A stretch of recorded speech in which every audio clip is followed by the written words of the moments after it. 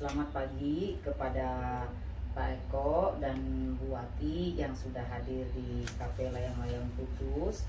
Terima kasih karena sudah bersedia datang di pagi ini, menyediakan waktu untuk kita duduk bersama menyelesaikan permasalahan yang sedang dihadapi oleh Pak Eko dan Ibu Wati. Di sini perkenalkan dulu, saya adalah mediator untuk permasalahan yang sedang dihadapi ibu dan bapak semua. Tetapi di sini saya sebelumnya mengucapkan terima kasih karena saya sudah dipilih menjadi mediator untuk mediasi antara Pak Eko dan pihak penggugat Ibu Wati dalam persoalan pembagian harta yang dimana saya itu menjadi permasalahan sampai sekarang. Saya sendiri memperkenalkan diri, saya adalah Erika Christine Ireni. Sehari-hari saya bekerja di rumah sakit dan juga saya sebagai mediator untuk permasalahan yang sedang Bapak dan Ibu hadapi. Pada pagi ini perkenankan saya dulu untuk meminta kepada Pak Eko, nanti dilanjutkan oleh Ibu Wati untuk memperkenalkan diri terlebih dahulu. Saya beri kesempatan kepada Pak Eko terlebih dahulu. Terima kasih Mbak Erika. Ya. Perkenalkan, nama saya Eko. Saya bekerja sebagai seorang teknisi pada sebuah perusahaan multinasional. Ya, terima kasih kepada Pak Eko yang sudah bisa memperkenalkan diri. Kembali lagi kepada Ibu Wati Ya, untuk bisa terima kasih. memperkenalkan diri. Ya, Terima kasih untuk silakan. waktunya Mbak. Saya Bu Wati, dulu mantan pramugari, sekarang kegiatan sehari-hari cuma ibu rumah tangga. Ya. Jadi Ibu adalah mantan istrinya Pak Eko berarti ya? Ya, baik. Terima kasih untuk perkenalan singkatnya. Terus saya akan menjelaskan fungsi seorang mediator itu adalah sebagai apa. Di sini saya sebagai penengah. Artinya yang mengambil keputusan adalah Bapak dan Ibu sendiri yang berdasarkan kesepakatan bersama. Di mana hal itu penting kita menemukan kesepakatan dan saya hanya menengahi, memberikan solusi mungkin untuk supaya kesepakatan ini bisa kita dapatkan secara bersama-sama, dan hal ini adalah bersifat rahasia dan tertutup. Kenapa dia bersifat rahasia dan tertutup? Karena disitulah fungsinya. Jika kita sampai hal ini tidak selesai, maka dia akan berlanjut sampai ke pengadilan dan itu biasanya bersifat lambat karena banyaknya berkas perkara yang ada di pengadilan dan dia bersifat lebih terbuka. Jika di sini kita masih secara kekeluargaan dan silaturahmi, dan etikat yang kami ingin sebagai mediator itu adalah supaya segala penyelesaian itu berakhir dengan baik dan semua disetujui oleh kedua belah pihak, dan intinya silaturahmi itu tetap terjalin dengan baik. Nah, saya sebagai mediator ingin Bapak dan Ibu menemukan permasalahan solusi yang tepat, yang tidak merugikan satu sama lain dan bersikap adil. Walaupun adil itu sangat subjektif, tetapi saat ini kita mengambil keputusan yang disepakati oleh kedua belah pihak. Jadi saya kembali lagi ingatkan bahwa mediator itu hanya penengah. Tetap keputusan adalah di tangan Bapak dan Ibu. Kemudian selanjutnya saya akan membacakan, kita nanti jika ada dari pembicaraan ini kita belum menemukan titik terang, belum menemukan solusi, maka kita akan lanjutkan dengan metode kaukus. Itu adalah metode di mana saya meminta waktu kepada Pak Eko sebagai pihak tergugat atau kepada Ibu Wati terlebih dahulu sebagai pihak penggugat untuk kita bertemu secara terpisah. Artinya bertemu secara terpisah di sini adalah saya meminta waktu untuk dengan Ibu Wati sendiri kita bertemu, kita membicarakan, terus dengan Pak Eko sendiri saya bertemu dan membicarakan bisa di tempat dan waktu yang sama, tempat yang berbeda, bisa sama, bisa, tetapi jamnya yang berbeda. Artinya mungkin terlebih dahulu saya dengan Ibu Wati atau dengan Pak Eko, baru kemudian kita jadwalkan lagi untuk kita menemukan agenda bersama, kesepakatan bersama, di mana kita bisa bertemu lagi untuk berbicara lebih dalam lagi. Sebelumnya saya sampaikan dulu beberapa hal yang harus kita perhatikan, yaitu ada beberapa tata tertib yang ingin saya sampaikan bahwa supaya pembicaraan ini menjadi lebih mudah, lebih dimengerti, dan juga tidak terjadi hal-hal yang tidak kita inginkan. Artinya yang pertama adalah jika nanti Pak Eko berbicara, saya harap Ibu Wati tidak menyela, begitupun sebaliknya ketika Ibu Wati lagi berbicara, Pak Eko tidak boleh menyela. Kita di sini saya sebagai mediator akan menengahi. Jadi tidak ada ribut. Jikapun ada emosi, tolong kata-katanya jangan kata-kata memaki, kata-kata membentak atau marah, karena itu akan membuat kita punya acara ini akan menjadi tidak baik. Artinya usahakan kita meredam emosi supaya kita bisa menemukan solusi. Karena yang kita cari adalah solusi, bukan polusi. Jadi saya mohon Pak Eko dan Ibu Wati, kita sama-sama sepakat, dan saya sendiri sebagai mediator sepakat, supaya kita bisa mendapatkan hal yang bagus dari pertemuan ini. Terus jika ada Pak Eko mungkin merokok, atau Ibu Wati mungkin bisa juga HP-nya di silent, Bapak juga di silent, supaya kita arah pembicaraan menjadi lebih fokus, sehingga titik temu pun akan kita dapatkan.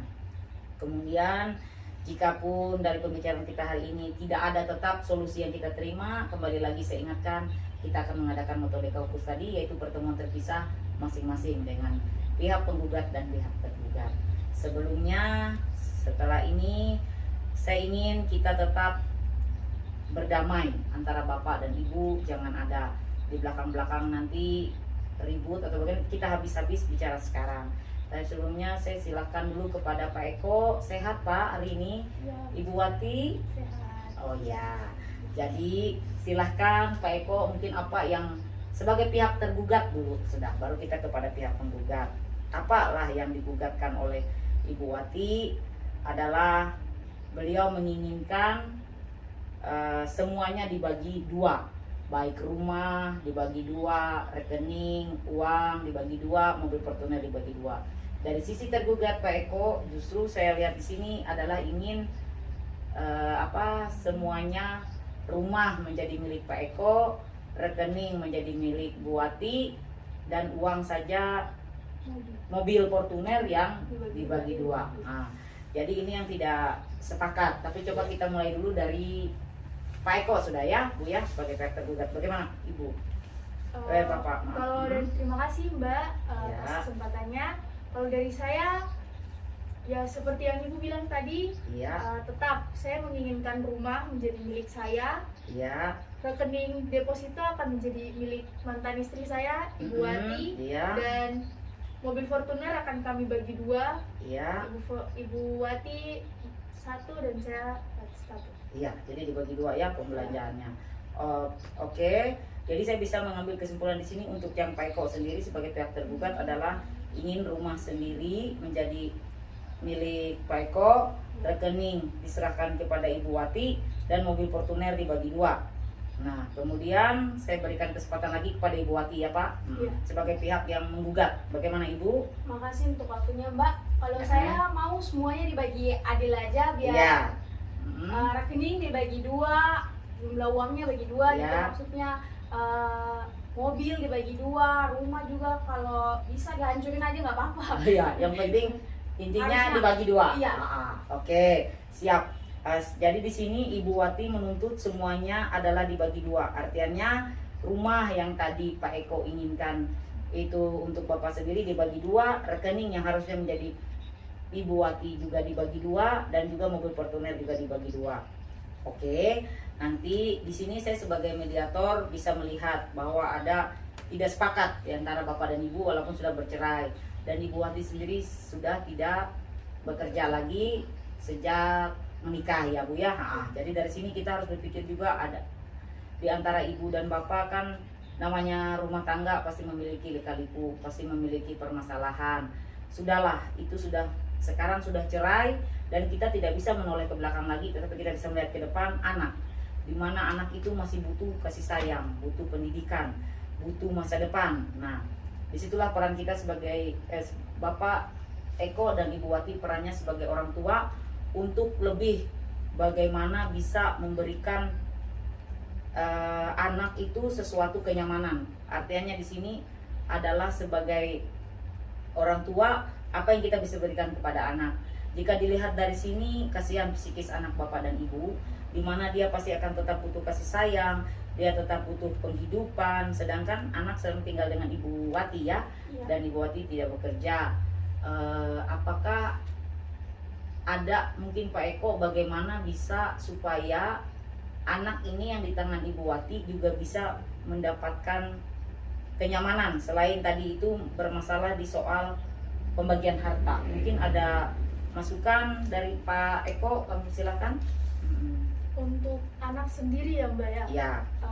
Sepertinya untuk harta ini saya rasa mungkin belum cukup untuk menghidupi mantan istri saya dan anak saya. Ya. Ya, sebab itu kalau dipikir-pikir kembali, sepertinya saya akan memberikan tunjangan untuk anak Ya, saya supaya dia boleh. bisa bersekolah, supaya dia memiliki masa depan yang indah, yang cerah, pokoknya yang Ya.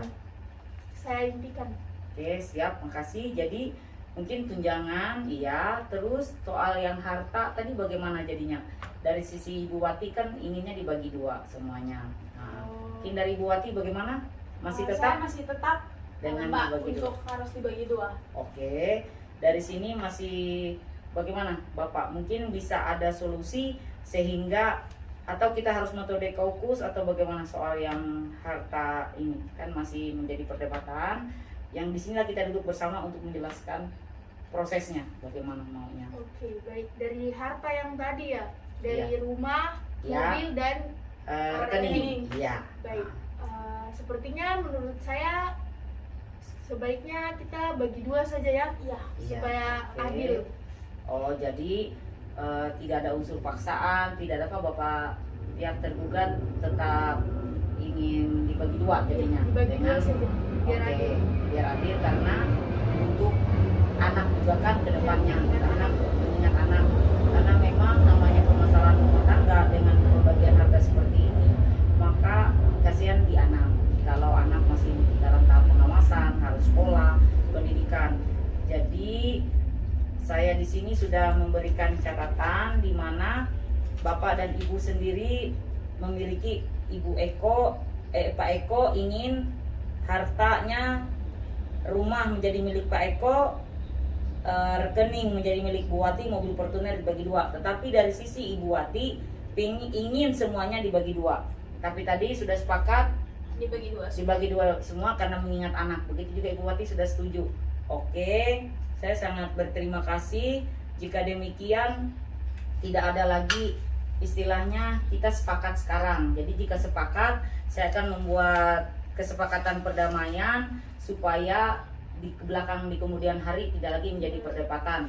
Karena di sini sangat penting itu kita buat bersama untuk ke depan. Artinya kalau kita sampai melanggar dari ini, kita jangan sampai pergi ke pengadilan dan nanti Ibu akan memakan waktu yang lama dan Bapak. Oke. Jadi saya buat dulu pada hari ini tanggal 11 September, pada hari ini Minggu tanggal 11 September 2022 bertempat di Kafe Layang-Layang Putus dalam proses mediasi ini antara pihak penggugat Ibu Wati dengan Pak Eko sebagai pihak tergugat mengakhiri permasalahan kedua belah pihak mencapai kesepakatan bersama dengan ketentuan yang pertama, sepakat untuk akhirnya permasalahan ini dengan membagi dua harta tadi, di mana mobil Fortuner, rumah dan rekening itu sama-sama dibagi dua, terus yang kemudian mendapatkan tunjangan Iya. untuk kehidupan anak selanjutnya. Jadi kedua belah pihak sudah sepakat untuk mengakhiri permasalahan ini dan pihak penggugat juga sudah bisa menerima dan pihak tergugat sudah bisa menerima. Akhir kata saya akan menulis di sini perjanjiannya Bapak saya akan ditandatangan penggugat Ibu Wati, tergugat Pak Eko dan mediator saya sendiri dimulai dari Ibu Wati untuk silahkan tanda tangan selaku pihak penggugat, diikuti dengan Pak Eko sebagai pihak yang tergugat dan saya sendiri sebagai mediator. Semoga hasil dari kesepakatan ini akan membawa kecerahan dan kebaikan untuk Bapak dan Ibu. Di dalam tahap mediasi ini saya sebagai mediator sangat berterima kasih sudah diberikan kepercayaan dan kita mendapatkan titik temu dan penyelesaian dengan baik. Saya akhiri pertemuan kita ini. Silahkan Bapak dan Ibu bersalaman untuk kesepakatan bahwa semuanya sudah sepakat. Ya, terima kasih. Terima kasih Ya, Mbak, terima berkat kasih. Mbak. Terima kasih.